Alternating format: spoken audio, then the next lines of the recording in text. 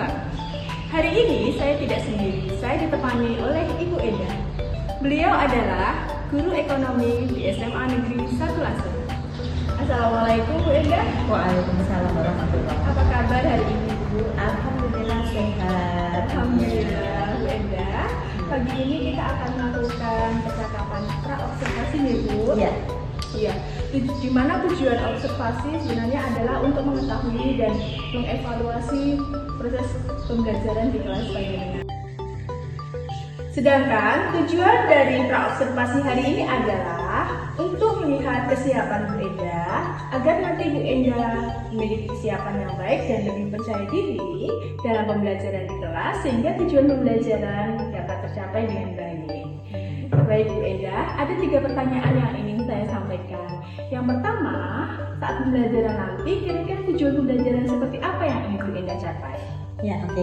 Untuk tujuan pembelajarannya di pelajaran saya kali ini karena materinya adalah pembangunan ekonomi, ada dua tujuan pembelajaran. Yang pertama, harapan saya peserta didik mampu mengetahui dan menganalisa faktor-faktor yang mempengaruhi pembangunan ekonomi. Kemudian yang kedua, harapan saya agar peserta didik mampu menyusun skema dan berdasarkan faktor-faktor yang mempengaruhi pembangunan ekonomi beserta masalahnya, sehingga diharapkan bisa mencari solusi dari masalah tersebut. Baik Bu Enda, jadi tujuan yang akan dicapai ada 2 nih Bu. Iya. Yang pertama adalah anak-anak bisa melihat beberapa faktor yang mempengaruhi pembangunan ekonomi, dan yang kedua adalah bagaimana anak-anak menganalisa dari masalah-masalah yang timbul dan bisa menyelesaikan masalah yang ada ya. Betul. Baik Ya. Bu Enda, lalu pertanyaan kedua, jadi area pengembangan mana yang akan Bu Enda kembangkan? Ya, area pengembangannya saya harapkan itu nanti peserta didik mampu menerapkan pembelajaran kontekstual, di mana pembelajaran kontekstual ini akan mengaitkan antara teori yang mereka terima di sekolah dengan yang ada kenyataannya di masyarakat. Begitu. Pertanyaan ketiga Bu Enda, kira-kira strategi apa yang akan Bu Enda persiapkan? Ya, saya akan menerapkan pembelajaran diferensial dengan sosial emosional. Harapannya dengan menggunakan diskusi nantinya. Dengan diskusi itu metode yang saya pakai nanti group investigation, di mana nanti anak-anak saya suruh membuat kelompok berdasarkan domisili mereka di daerah mereka masing-masing. Harapannya dengan mengetahui domisili mereka masing-masing, mereka akan lebih luas pengetahuannya tentang materi yang saya ajarkan mengenai faktor-faktor yang mempengaruhi pembangunan ekonomi di daerah mereka sendiri. Baik Bu Enda, jadi nanti pembelajarannya adalah pembelajaran diferensi dengan ditambah dengan kompetensi Sosial emosional. Iya Bu Enda. Dan berikutnya kira-kira bagaimana media belajar yang Bu Enda siapkan?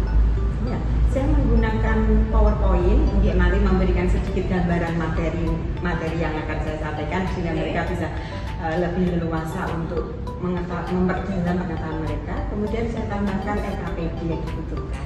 Baik Bu Enda, itu luar biasa sekali Bu Enda. Tapi kira-kira kapan waktu yang nanti Bu Enda akan lakukan di kelas berapa dan hari apa?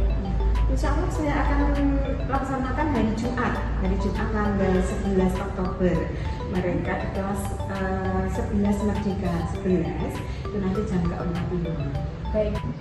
Baik Bu Enda, jadi nanti hari Jumat depan saya akan berkunjung ke kelas Bu Enda di kelas 11 Merdeka 11 jam ke-45 ya Bu. Iya. Baik Bu Enda, kira-kira dalam percakapan observasi kita ini apa yang Bu Enda dapatkan? Saya merasa lebih mantap pada saat nanti akan melakukan pembelajaran karena persiapan untuk pembelajaran bisa dengan tambahi, dilengkapi begitu. Baik, terima kasih Bu Enda. Jadi setelah nanti kita melakukan observasi di kelas, ada satu percakapan lagi yang harus kita lakukan, yaitu percakapan pra-observasi ya Bu. Insya Insya Allah nanti akan didampingi oleh pengajar praktik. Baik.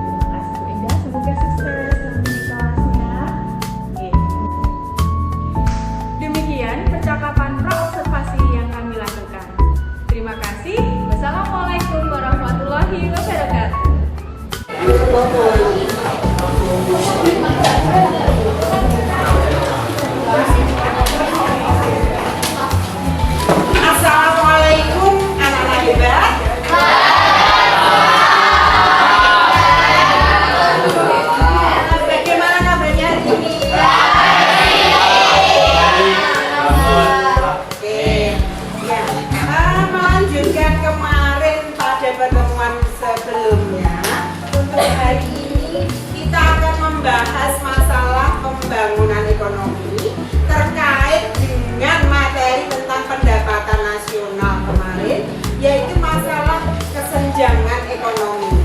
Di mana kesenjangan ekonomi yang ada dalam suatu negara itu bisa kita persempit dengan melihat kondisi-kondisi yang ada dalam suatu negara.